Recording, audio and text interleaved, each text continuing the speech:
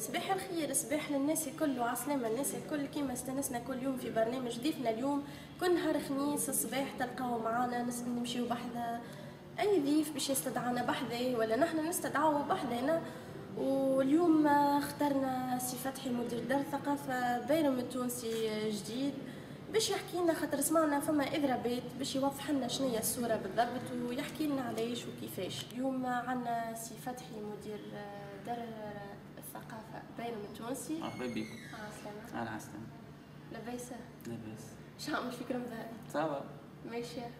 اوكي. الحمد لله. اليوم جينا حبينا نسألوك على الضراب اللي سمعنا به، شنو هي الأسباب نتاعو؟ هي في الحقيقة فما أسباب مباشرة وفما أسباب غير مباشرة. الإضراب هذايا أولا على الصعيد الوطني، يعني كافي كامل الجمهورية ويشمل دور الثقافة والمكتبات والسينما والمسرح وغيرها من الفنون والإدارات التابعة والتراث أيضا اللي تابعة لوزارة الثقافة. والقرار هذا اتخذ من الهيئة الإدارية للنقابة العامة للثقافة، وكان نتيجة سياسة الوزير الحالي وحتى السابق، سياسة التسويف والتجاهل شنو هي السبب نتاعو؟ يعني شنو اللي خليكم تعملوا الإضراب؟ والله احنا ما عرفتش انتم تتابعوا في النشطة النقابية نتاعنا وتعرفوا النقائص نتاع قطاع الثقافة والا لا. احنا قدمنا لائحة من المطالب منذ مدة طويلة والسيد الوزير وعدنا باش يدرسها في مدة معينة، تجاوزت المدة المعينة دي وما جاوبناش.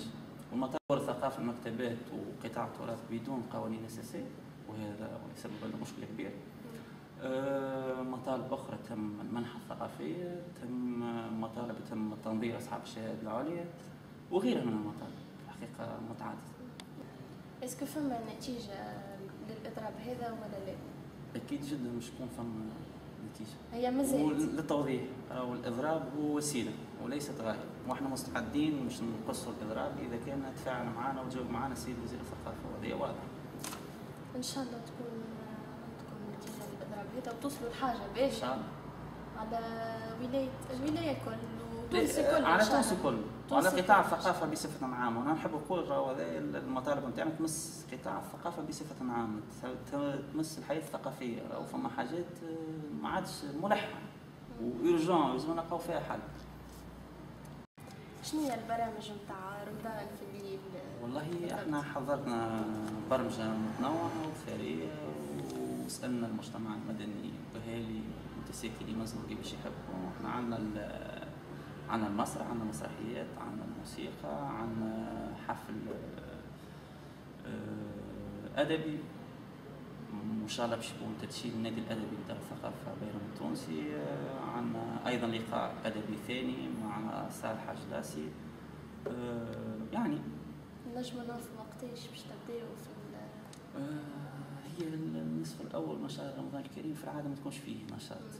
وأنت كنت تحكي على الإضراب وما حكيتش على حاجة أخرى اللي هو التوقيت.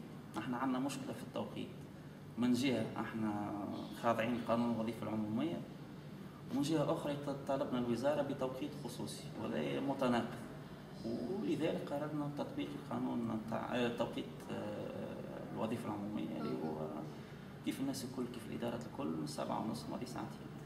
في انتظار السيد الوزير يلقى لنا حل، وانا متفائل انه باش يلقى حل عن قريب، لانه احنا ما يساعدناش والوزاره ما يساعدهمش يعني والشعب التونسي ما يساعدوش. ما نجموش نعيشوا في رمضان الكريم وفي الصيف من غير سهريات ومن غير مهرجانات ومن غير حفلات. كما استنسنا نلقاو ديما مهرجانات سيرتو في النص الثاني في الاكثر منزل بورقيبه لهنا عندنا اكيد، وعندكم ان شاء الله تبع السنه نشطوا فيها اكثر. احنا البرامج نتاعنا ان شاء الله باش نمشيو للبياسه وباش نمشيو ونهبطوا للاحياء نتاع منزل بورقيبه، بالاضافه للنشاط المعروف عليه نتاع مهرجان منزل بورقيبه اللي في بالي بيه انا بدي اعرض فيه. فما حفلات، فما مسرحيات، فما فن شعبي وغيرها. تو السيد المكلف بالاعلام هو اللي يعطي البرامج بالتفصيل. شنو هي الحاجات اللي تراها ناقصه؟ كما انت يعني جديد ما عندكش برشا في الحنا في بورقيبه، دونك شنو هي الحاجات اللي تشوفهم ناقصين، حاجات جدد، شنو تحب تزيد؟ سامحني، هي فما عده نقائص والكمال لله.